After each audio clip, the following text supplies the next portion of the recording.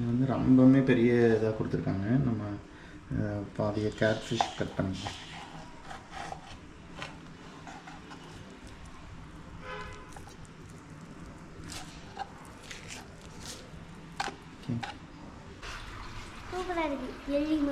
நீ கொடுக்குறியா hand feeding?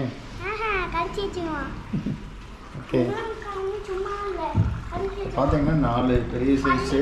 இதில் வந்து சின்னது வந்து சின்ன ரெட்டைலுக்கு, இது வந்து பார்த்திங்கன்னா சின்ன ரெட்டைலுக்கு, இது பெரிய ரெட்டைல் கொடுத்துருவோம். இது நல்லா சதையாக இருக்கிறதுனால இது ஒரு அலிகேட் இருக்குது, இதுவும் ஒரு அலிகேட் இருக்குது. ஓகே,